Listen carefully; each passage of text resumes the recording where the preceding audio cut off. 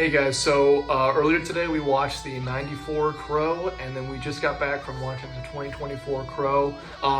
Spoilers, it sucks in comparison. The new one sucks in comparison. No, the old one is really The old one was really good. I've never Yeah, seen it the old all one's the really way. good. I've just seen like different scenes. I don't even know if I've seen anything else with Brendan Lee, but like it was great, really good. Yeah.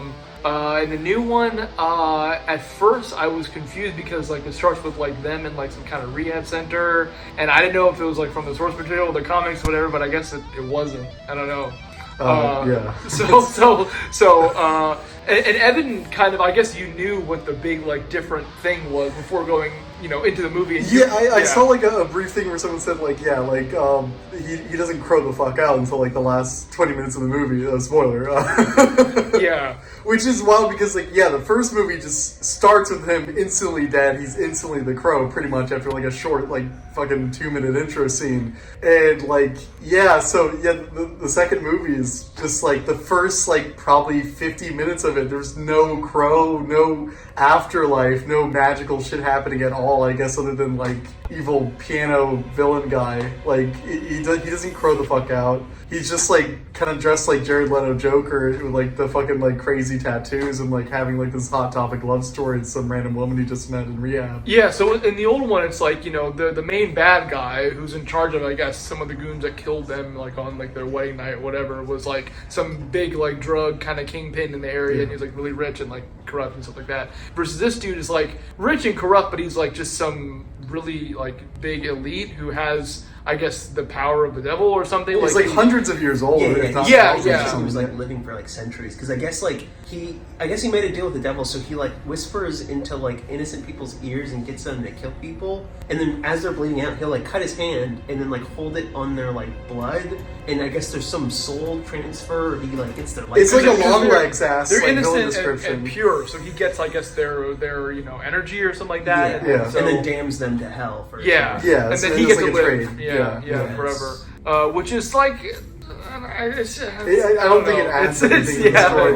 It could have added something to the story if they went in any interesting angle with it, but they didn't. The cool thing about the original is that the Crow dude is the only one with the powers. Yeah, exactly. It's just this weird freak thing where it's just he has powers because the love is so strong. Whereas this is almost kind of like Constantine in a way, where there's the main dude, the other villain has some other power, devil's power, and they have a fucking limbo hell cityscape fogland they go to whenever they're in the afterlife. Right. It is very Constantine now that you put it. You go there many times, with someone else. Well, I guess a dude in charge of there would be not God or he wasn't an angel, but he was I assumed it was death. That's death. Okay. Yeah, or some sort of Charon Styx guy type of thing. And that world was purgatory. Yeah, exactly. It was purgatory. I don't know.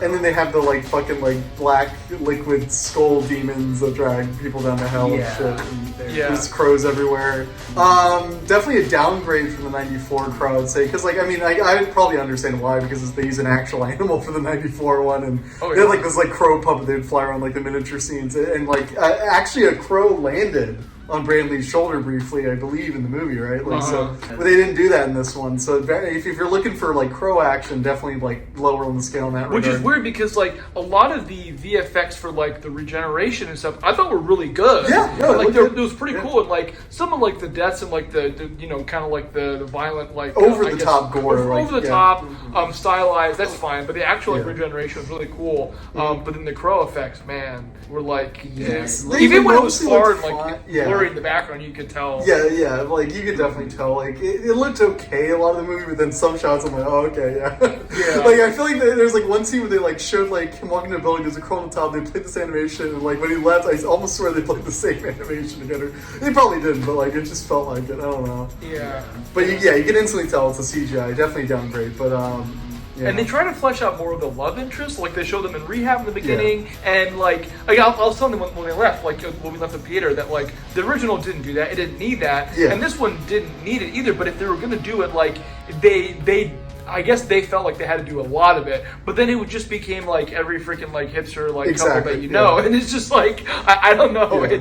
It's she wasn't like, I didn't hate her, but she wasn't like that likable to me. I made the joke that it was kind of like the whole like, would you still love me if I was a worm meme? Because she's like, oh, would you love me if I did this? Would you jump into? And it was just kind of like I don't know. Like maybe it was love at first sight, but like like and I feel like if it was like any other movie, it probably would have been fine. But like just how it's a remake of The Crow. Just how the original Crow did it, where it was like we really didn't know anything about them. It's like you get a quick like scene of like them dying or whatever, and then like the rest of it's shown in flashback. It's like I think that it was like done fine. Like it's definitely better. Their relationship, and you understand they love each other, and you don't need like their entire backstory. No, because it takes up so much time in the movie. But then you realize that this movie is only 9 minutes longer than the other original one from '94, so it's like not even adding that much, but it felt like so fucking long. Yeah, because like so long. The first movie was like a pretty freaking like well-paced action movie where like there's like something happening like every like 10 minutes. It's very well paced. There's like action scenes very early on in the movie, and like you don't see like Shelley until the very end of the movie after she's been fully like fleshed out in the flashbacks. And like this movie you see like 90 minutes, not fucking like 50 minutes of the movie is just this love story, and it just I don't know, it didn't hit for me. They didn't really like seem to like each other. They just like kind of hanged out in these like edgy like mannequin like basement. No wonder he had doubts. Yeah, like, exactly. Besides the fact that he saw the video of her killing someone, like it is. Which like I feel like he shouldn't have been that affected because like I forget the guy's name is Dom. He explained that like the dude has a weird voice and it brings out like evil within you. That was explained. He did then say you that, saw the video of his like girlfriend killing someone, so you think he would have like connected the dots, like okay, that wasn't like her. He was like she was being controlled. It is so traumatic. I don't know. I mean, I guess, but like I feel with that context, and plus you just came back from the dead, like you should understand like supernatural things are at work. So she probably wasn't in the right state of mind. Like if you really love somebody, I think you would like side with them rather than like the random like devil. I feel like after the Dom explained it, and then the fact that he fucking went through all that stuff himself, it doesn't make sense that he like he can still react like he's really shocked about it, but the whole like that being so strong that it makes him doubt, I feel like that was just a movie thing. We're like, okay, we have to show him what happens if he doesn't love for the fullest. We got to show him. Okay, let's show him the thing. He's fucked up. He has doubt. All right, so if you have doubt, it's not gonna work. And then so he has to like okay, and that like comes in like you said earlier. It's more like a Constantine thing where like the whole fucking like Crow angle, like in the first movie wasn't explained. It was just like, okay, he's like this ghost is full of like hate and revenge, and like he can't pass on to the next life until like he goes through the plot of the movie. In this movie, like he like dies, and then like some fucking like conductor guys in the afterlife and says, if you're full of love, you can go back and save her. If you kill the guy, it will restore the balance of the afterlife, and she'll be brought back. And then like he does it, and then like, oh, she killed someone. I don't love her anymore, I think. And then like he's like, oh, you're back. I guess you didn't love her enough. Okay, you get to move on now. He's like, no, I don't want to move on. And then he's like, sorry, kid, I can't help you. And then he's like, a trade. I'll trade you my soul for hers. And it's like it comes out of fucking nowhere. He's like doing some like fucking Doctor Strange like bargain with the devil shit. And it's like there's so much more supernatural shit that did not need to be explained. It's like I feel like the first one was like, again, it's not like realistic, but it was more grounded. Like I liked the weakness of like you damage the crow, and that's like where his power is in the first one. And I thought that was like a really cool like idea because I was waiting for that. I was waiting or something. Yeah, but instead it's like at the end, obviously spoilers. Like the devil dude, he like is like doing devil talk and making like the crow doubt himself or whatever, and then like he stabs him and then does his like blood hand thing, and then I guess starts stealing the crow's like power, which like regeneration power. I guess. Yeah, they never really explain that. No, they kind of like I guess hinted at it because like when the devil dude first found out about the crow, they're like, yeah, this guy's not dying. He's like, oh, he's not dying, we'll bring him to me. And like I didn't know if that was just a thing where he's like, let me just trap this guy because like obviously can't kill him, so I can just imprison him and then keep doing my devil work. I didn't realize he was like he could like steal their powers. Like it never really, I feel like for me it was never explained that he's like absorbing anything with his like inherent blood power. And then one thing in the original that like we pointed out, I guess we just realized that like the crow leads him to like where the people were, because like so you don't see the full scene, but you see in flashbacks like what happened in the '94 Crow and how she was killed and whatever, and like it gives you a sense of like who the goons are. Like there's a Tintin guy named Tintin, and then there's like another guy named Fun Guy or whatever. So it's like when he goes back and he's like revenge spree, the crow leads him to like different people, and you kind of get more of a sense of like who the bad guys are versus this. It's like there's one main bad dude and like a couple couple other henchmen who don't really fight him. And then the bulk of the combat is between him and just like random people who you don't really have much of a connection with. I don't know. So it's kind of like, it kind of takes that aspect out of it. And of course, the Crow doesn't really take him. There were some times where the Crow would like kind of lead him somewhere, but then other times where he like got in the fucking car where he just drove to the house, and obviously a Crow's not faster than the car, so like it's behind him. So it's like it wasn't really clear. Major Crow downgrade. Also, it's funny that like earlier, like I think like a bit back, you said goon, like describing these like the villains, and like the back of this dude's jacket in the movie just said goon on it. And I was like, man. I didn't even realize. Man. No. And I honestly, like, if I had to think about like highs and lows, what really upset me, which I knew even if I didn't see the old one, just knowing Bill as an actor, like I think he's really good. I think this is like, well, not his best performance, but like I think with what he was given, he did a really good job. It's just the writing and the film was not like. Do I think it'll hurt his career? Probably not. I think he's done enough with like it and like other kind of like indie films and other like roles to prove that he is a good actor. So like, but it wasn't good enough to like save it. But like, I don't know. Like, I would say the old one I would probably give, honestly, 8.5, and this one maybe like a 6. I don't know, 6 or 6.5 maybe. 6 is like, I feel like generous. Yeah, but like there's more good things in the movie than bad things. I guess. Okay. When I put like that, maybe a 5. Yeah, I don't know. I was surprised. Maybe a 5. Yeah, if I had to score both of them, I'd probably give like the first one like 8 or 8.5 out of 10, and this one a 5, because like again, it's like it wasn't that bad, but it like wasn't really good either. I was just sitting there. This is an average movie. It's whatever. And the freaking like action segment that was like synced with the operatic stuff. That ruined it. That ruined it. It was like we really want to be John Wick, guys. And like it's even funnier because I think Brandon Lee's stunt double in the 1994 Crow is I think Chad. I forgot his last name. Chad's like something with an S, and like he's the director of the John Wick movies. So, I think he was also Keanu Reeves' stunt double in The Matrix. Oh, shit. So, like, it's funny that he went on to make John Wick, and then whoever owned the Crow IP went on to make this. The action scenes were, like, it was cool. They were decent. Action scenes. They were, like, over-the-top gore, but it was, like... Over-the-top gore, but it was just, like, it was... I don't know. I've seen worse action scenes. They're pretty decent for what they were. I think, like, my favorite, like, I guess, creative choice was... I don't know if you guys noticed it, but, like... Because he doesn't really become full Crow until, again, like, the last, like, 20 minutes, but he's, like, pre-Crow... like maybe like an hour into the movie. But like before he becomes full Crow and goes like Black Blood Crow, like when he gets hurt and shit, like you could see the scars. Like the scars stayed there, but then once he became full Crow, he no longer had like the scars anymore. So I thought that was like a kind of a cool choice. I saw a bunch of them on his face when he was in like the mansion. Like you saw the white. That was like when he got like and I was like, was that there before? Yeah, that whole scene was cool. Like like a lot of the action that like the whole truck scene, like even like the mom falling from the window, whatever. Like it was very hard hitting. And that was cool for what it was. I mean, I kind of like that's what I was expecting out of like the new Crow. Is like, okay, they're gonna get crazier with like the injuries and like the generation. Like that's kind of what I was expecting. And I guess I wasn't disappointed in like that regard. I would say so. I'm getting a little nitpicky here, but like I did like when he like became full Crow and he's like he traded his soul in the afterlife and then like he's doing like the possessed pose and like black blood starts flowing out of his eyes and mouth and it makes the original Crow face from the 94 like the kind of like the makeup in a way. And then when he wakes up from like the bathtub he's dead in, he doesn't have the like black blood like face markings anymore. So like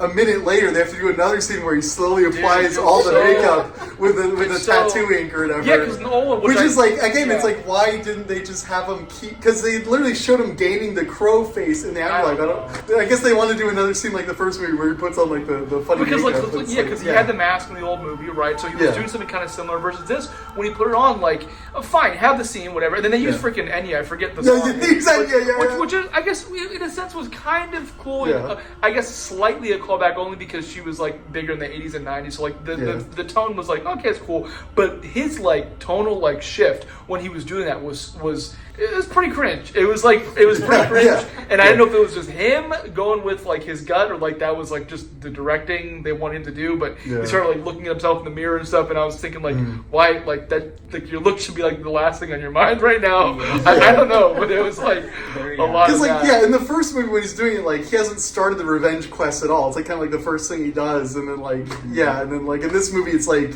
there's almost like a time limit now, and it's like this vital mission he's on, just sitting here like. Fucking... Well, he also kind of used it to his advantage in Brandon Lee did in the old one because people didn't know who he was at first. So like the girl didn't know who he was, and then like Tintin, like eventually like they'll kind of figure out, but like he kind of used it to like hide himself for a bit, and I guess just be more stealthy versus this like fucking like Skarsgård has like shirtless and in the trench coat, and just walks like right into the opera house. Recognizable tattoos all over the body. And also the first movie took place on Halloween, and this movie does not take place on Halloween. So there was nothing the about whole that. Costume angle kind of worked better in the first movie because of that. Yeah, it really did. Yeah, and one amazing thing about the first movie, which is not really the fault of this one too much, because it's just I guess just kind of like a period thing in a way, but like the first like 10, 15, maybe 20 minutes with like the editing and the flow of music was like so good in the first one. It just felt kind of like a montage. It was very dreamy, kind of like, I don't know, the editing was insanely good. Versus this was like, besides the fact that they're kind of like scrapping that and just having us see how they became like, I guess, lovers.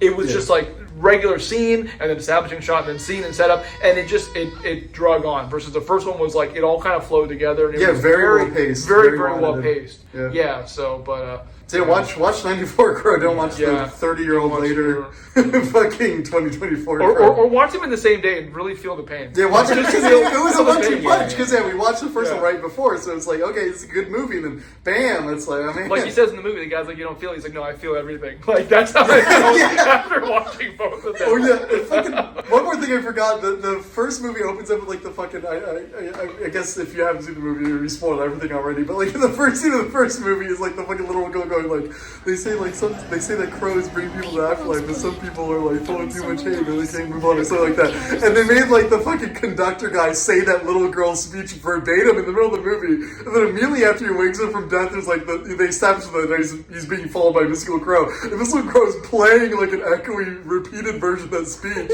for no fucking reason. Follow the crow. It was like in different spots.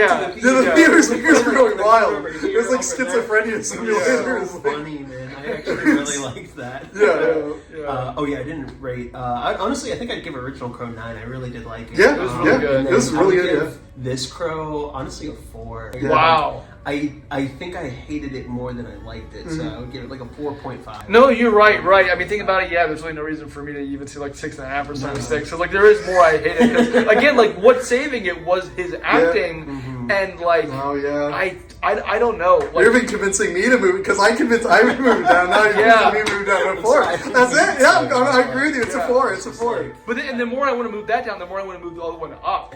I feel like so like 9 actually is. You're not because we watched it back to back, but like, just in comparison, you're right. It could just be the second movie. Like the first one's so much better. Honestly, there's really no reason to see the new one. No, unless you're just curious. But fuck it, I'm down with it. 9 and 4. 9 and 4. Fuck it. Let's go for it. The first one was good. I'll say 9 and 4.5. That's why I was 4.5. You know what? 4.5. You changed my mind again. You know, I think it's decent because like there was some good moments, but I think overall I have a more of a negative view. But like 4.5. Yeah. And definitely, and we went into it. We wanted to see if it was so bad it's good, and it's not. It's not. Like it's not cringy enough. It's not cringy enough. And so I don't know, but. And like I know I'm adding more to this review. I hate to say it, I think like the first one, like it almost got cringy in a lot of respects with the whole like villain Joker thing, but it worked so well with the tone of the movie. Whereas this one is like just some weird like hot topic love story. Just didn't hit the same. Yeah, because he was almost, he was acting like almost too well. He was like, almost taking it too seriously, which I don't want to say because like he takes his job as an actor seriously. And like he's trying to play it realistically versus Brandon Lee was more, I guess it was kind of styled and a bit But he's more energetic too. More energetic, which works great with the movie, all right, well, enjoy,